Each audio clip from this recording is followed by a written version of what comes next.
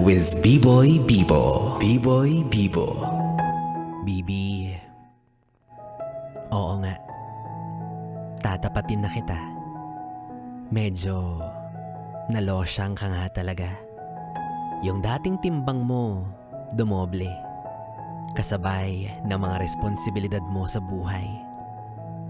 Di bale, ang mahalaga, ikaw ay nagpapakananay, nagpapakaasawa. Sa madaling salita, maayos mong nagagampanan ang responsibilidad na meron ka. At dahil dyan, hinahangaan kita. Kung pakiramdam mo dati, ang ganda-ganda at ang sexy-sexy mo. Tapos ngayon, ang laki na ng pinagbago. Huwag kang mag-alala. Pagmamahal mo ang dahilan kung bakit ka nagkaganyan.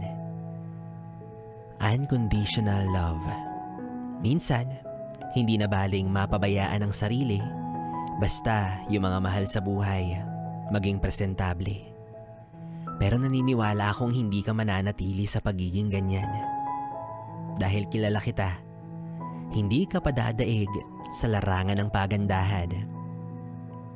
Kaya ang sarili mo ay bigyan mo pa rin ng pansin na kahit hindi ka na magkanda o gaga sa mga gagawin, sikapin mo na kahit papano maging kaaya-aya ka pa rin. Pero gagawin mo yun, hindi para hindi ka iwan ng asawa mo. Kasi hindi naman sapat na dahilan yung itsura mo ngayon para ipagpalit ka niya sa kung sino-sino. Gagawin mo yun dahil kahit nanay ka na, alam mo pa rin kung paano bigyan ang sarili mo ng pagpapahalaga. At kung tutuusin, hindi naman talaga kumupas ang iyong ganda. Ikaw ay nananatiling kahali-halina sa mata ng mga katulad mong responsableng ina.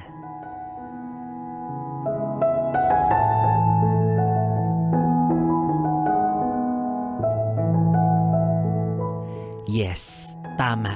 Tandaan mo yan. Ina ka. Ha? Ina ka. Ina ka. Oo, kahit may anak ka na, tandaan mo na ikaw pa rin ang hottest mama. Yes? Sabihin mo na lang, messy look ka kasi. Oo, kaya ganyan. Yes, pre, na B-Boy Bibo pa rin ang iyong kapiling para sa ating tuloy-tuloy na BB Time hanggang mamayang alas 12 dito sa 101.1 Yes FM. Solid. Oras natin, 10:37.